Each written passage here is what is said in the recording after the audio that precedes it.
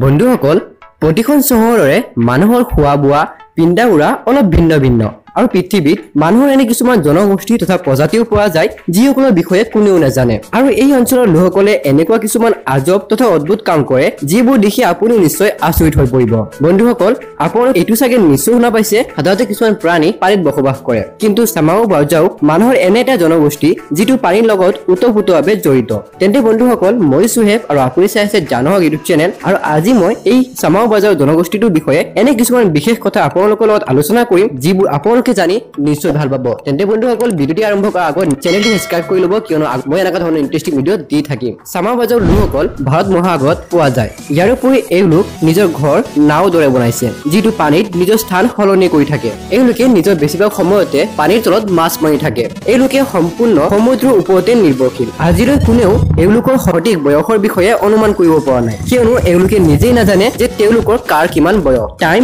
আৰু ডেট কি এই লোকে অলপো নাজানে আৰু আজিলৈ এই লোকে বিদ্যুৎ মানে কি সেইটো গম নাপায় এই লোক বহুতো কম সময়তে মাটিলৈ গৈছে কিয়নো তেওঁলোকে জীৱনৰ বেছিভাগ সময়তে পানীতে কটায় যেতিয়া এই লোকে ধৰা মাছবোৰ বিক্ৰী কৰিবলগীয়া হয় তেতিয়া এই লোক মাটিলৈ যায় আৰু সেই মাছবোৰ তেওঁলোকে বিক্ৰী কৰে আৰু তাৰ পৰা পইচা যিখিনি তেওঁলোকে পায় সেইখিনিৰে বিশুদ্ধ খোৱা পানী আৰু জুই জ্বলোৱাৰ বাবে খৰি কেইটামান কিনি আনে এই লোকে নিজৰ ঘৰো পানীৰ মাজতে নিৰ্মাণ কৰিছে এই লোকক অদ্ভুত কৰাৰ কথাটো হ'ল যে এই লোকে পানীত সম্পূৰ্ণ 5 মিনিট বা তাতোতকৈ অধিক সময় পানীৰ তলত উশাহ নিশাহ বন্ধ কৰি সাঁতুৰিব পাৰে য'ত বেছিভাগ মানুহে পানীৰ তলত সোমোৱাৰ লগে লগে পানীৰ পৰা ওলাই আহিবৰ বাবে চেষ্টা কৰি থাকে আৰু এই লোকে 5 মিনিটতকৈও অধিক সময় পানীৰ তলত উশাহ নিশাহ বন্ধ কৰি সাঁতুৰিব পাৰে বন্ধুসকল ডক্টৰৰ মতে এওঁলোকে সৰুৰ পৰাই পানীত সাঁতুৰি অহাৰ বাবে এওঁলোকে পানীত বেছি সময় ধৰি সাঁতুৰিব পাৰে আনহাতে ঠিক একেধৰণে আন এটা জনগোষ্ঠী পোৱা গৈছে যিটো আমাজন নদীত বসবাস কৰি আছে কোৱা হয় যে এওঁলোকৰ ওপৰেদি কোনো ধৰণৰ উৰাজাহাজ চলোৱাটো সহজ কাম নহয় এইটো চাওক এই বিমানটো সেই আমাজন নদীৰ ওপৰেৰে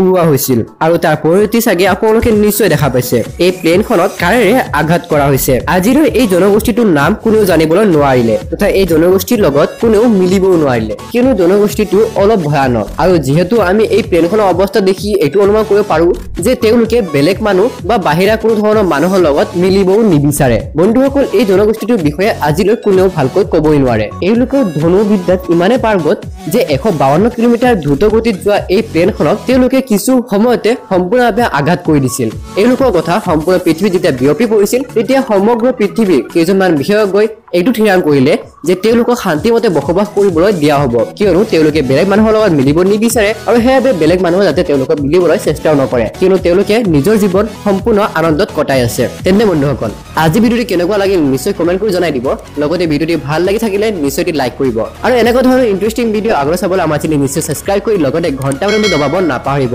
কিয়নো আগলৈ মই এনেকুৱা ধৰণৰ আৰু অদ্ভুত তথা ইণ্টাৰেষ্টিং ভিডিঅ' লৈ আহিম চ' আজি আমি ইমানখিনিয়ে লগ ধৰি নেক্সট ভিডিঅ'ত ধন্যবাদ জয় অসম জয় ভাৰত